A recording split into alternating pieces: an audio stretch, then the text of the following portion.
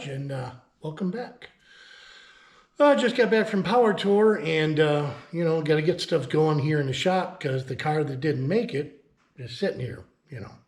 So just want to say too, if you guys like the channel, subscribe, share, hit the thumbs up thing. Really appreciate it, man. It would help me out. So anyways, I got some brakes here while my Cyclone engine is being rebuilt. You can see the link to what's going on with my 64 Cyclone here, but it's had its ups and downs. So while it's being rebuilt, I decided to kind of upgrade on the brakes a little bit. My buddy here has a 64 Comet, and he had these Kelsey Hayes disc brakes he put on. Now, he didn't run it much because he decided to kind of upgrade and go with the four-wheel discs. And he took these off, and I bought them from him. There's less than a couple hundred miles on them. And they're set for the 14-inch rims. I just got manual brakes on here. So I'm going to do a swap. We're going to put these things on, see how well they fit. And it'll definitely help with the whoa part of the car here. So let's see how hard they are to put on, what we got, and I don't know, wish me luck.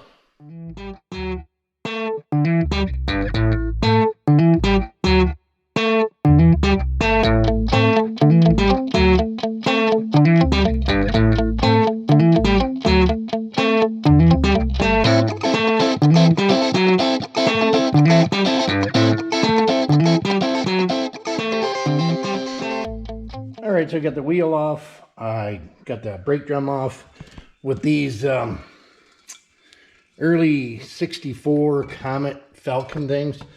The hub is actually pressed onto the brake drum. So basically all I did was just back the brakes off, and the whole thing comes off as one unit. I mean, I'm not putting it back on anyway, so kind of nice to keep it together. The brakes, they're all brand new, but you know, the best drum brakes in the world are not going to be as good as bad disc brakes. I mean, they were good in their day, but this is done. So what I got to do is I got to pull the backing plate off. There's 4 studs that go through the backing plate and through the spindle, and I can pull this whole assembly off, and I'm going to leave it hooked up to the brake line for now, because if you disconnect it, it's just hemorrhaging brake fluid, and I hate brake fluid. So basically I'll just take this, swing it off to the side, leave it there, get my backing plate, all my other disc brakes on here, and then I can just do the quick brake line switcho changeo. So once again, I'm not dripping all over my somewhat clean floor. So we'll get this off, see how it goes. So as you can see here, there's one of the backing plate bolts. The other one kind of comes through the spindle. So you can see it right here. So we'll just pull these off, and this whole assembly comes off, and then new disc brake backing plates go on. So awesome.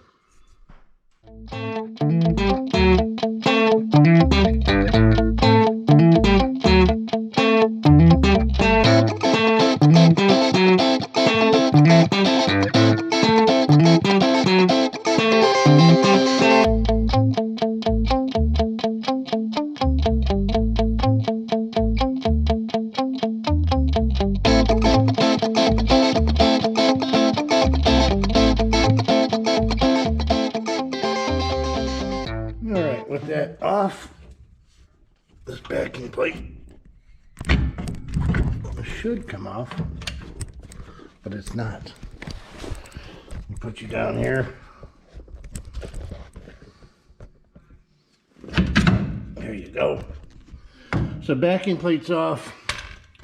Like I said, I'm going to leave this connected because I disconnect it. It's gonna leak. So what I'm going to do is I'm going to kind of rebuild the spindle here. You know, you'll see. And then we'll get our backing plate set, and we'll give it a shot and see how it goes.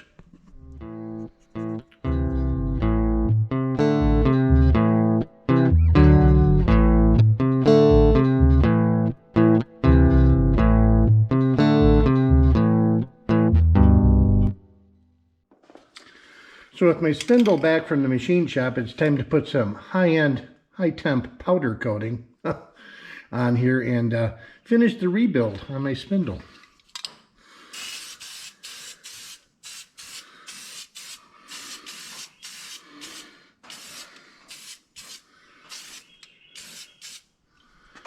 Rebuilt, finished. All right, guys, well, I did some test fitting, and test fitting went badly. Like I said, I bought these used. I didn't know whose they were. The guy I got them from had bought the car with these on them, so he didn't know where they came from. Assuming, I thought they're like a Kelsey Hayes kit, you know, but so I go to put them on, you know, everything lines up, get them on there, post some pictures up. The caliper fit, but you couldn't get the bolt in because it hit the spindle here. So I got looking on the old Facebook world and posting some pictures, and the guy told me the company's name is Scarebird, and they actually make some really high-end parts. They, if you're listening, Scarebird, I have a 71 Torino, could use these too, but anyway. So, yeah, I always thought, you know, I don't know why I think, but I always thought the caliper would go in the rear. Scarebird got around the spindle issue by putting the caliper up front like this. And I don't know what kind of sorcery they used, but they figured out that a Chevy Citation caliper would fit here with a Toyota Previa rotor. So I'm going to bolt it all together and show you how it fits, but I kind of mocked it up. I had to charge my battery here on the old GoPro. But yeah, we'll get it together here and I'll show you what it looks like. All right, guys, well, been gathering some stuff together here. I got my backing plate kind of mounted here. We're going to finish putting that on and snugging it down. I got my bearings cleaned, packed, put in there. No sense filming packing bearings. I mean, I'm sure you've seen it a million times. Do you really want to watch a guy packing wheel bearings? You know, let me know what you think. I don't know. Maybe you do. Just kind of put it down there in the comments. You know, am I too involved? Am I not involved enough? Do you want to see more, less? I don't know. Just curious because, like I said, I'm new to this too. So, but yeah, we'll get the backing plate mounted. I get the spindle on and we'll get the caliper on and, you know, we'll get to see our finished product because I want to be done. It's hot. So this building here ain't air conditioned. So let's get her wrapped up. Yeah, so, you know, I don't know. I don't want to bore you to death. I mean, a lot of times I start watching those and, you know, you watch a guy putting a nut in a bolt and a fan or putting lug nuts on, I start fast forwarding. So I don't want to bore you guys because I'm not here for that. I'm not here for hours of entertainment either. I just kind of want to show some stuff. And like I said, I want to be kind of relevant without being real boring. So we got the back wheel bearing in and packed. Where did I put my other one? I swear to God, I lay stuff down and it like walks away. I know I just had it. There it is. Sometimes I tell you what, I could lose anything. We got front wheel bearing on. Really packed the smooth in there. You can never have enough wheel bearing grease.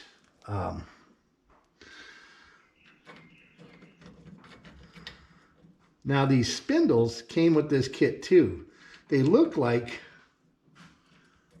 stock Ford spindles. Got some extra holes. So I don't know, maybe those spindles came with the kit. Like as I got Google the kit a little more. I downloaded their instructions and I'm like, it's so much easier when you know where stuff goes.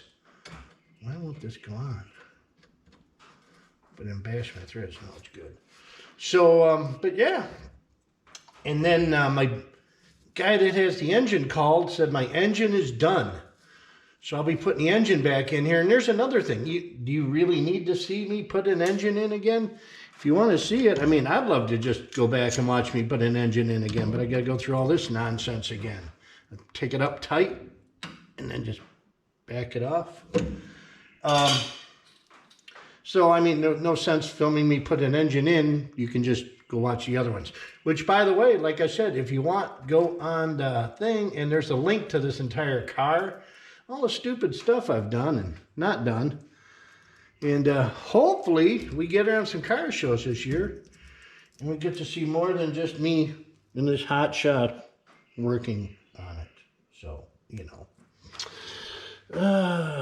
Once again, if I had new cotter pins, I do, but they're just not here. That will work. But like I said, you know, these are just common things. You guys do this stuff. You don't need me to tell you to, you know, how to put a cotter pin in and how to grease something. I mean, there's YouTube videos for that. This is not that video. There's that. This is the Toyota Previa. This is a rear disc off of Toyota Previa. You can see where the parking brake used to ride. So it's kind of got a deep hub, which is kind of cool. Look at that. Fits right on. And what I like about these is you can use the stock, what's I going to say, stock 14-inch wheels. So that's kind of cool. And the caliper, look at that. Just bolts right on. All their hardware, too, at Scarebird is all grade 8 stuff. I mean, this stuff is not cheesy. It's really nice. Now they've done a little research on the company. One.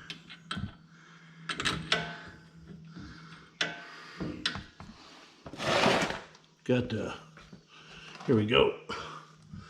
So, but yeah, I don't know. Like I said, I just nip and tuck at stuff because, like I said, I am FlatBroke Garage. I just on a pension here, just puddling around and trying to stay busy. I don't play golf. I really, you know, this is it, man. I cut grass and work on cars.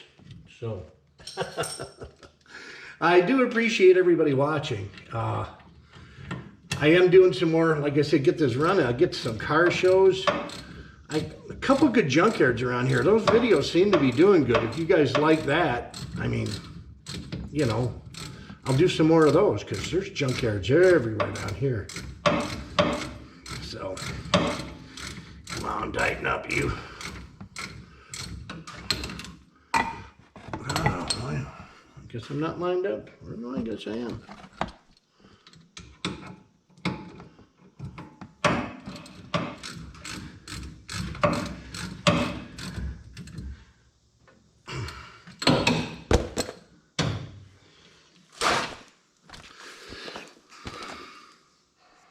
All right, our last thing to do here is crack this fuel line. I tell you, it's hot. Crack this brake line. Pop the new brake line in, let her bleed out. And I think we're done. That's good, because, man, I could use a rum and Coke. I tell you, it's been hot this summer, guys.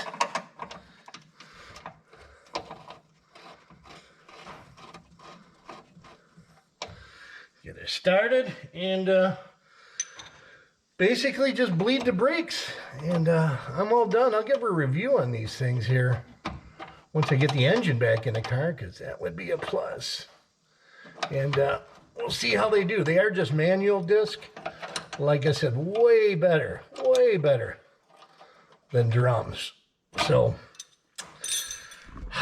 whoa. If you enjoy the video, leave a comment. Let me know. If you don't enjoy it, tell me what I'm doing wrong. Thanks for watching. I really appreciate it. I got some more stuff coming up. What's that? I'm going to go to a couple car shows. Like I said, I got the flower pot. We got a bed for the flower pot. Want to get that done. So please like, subscribe, share. A lot more coming up. and we'll see you soon. Thanks for watching.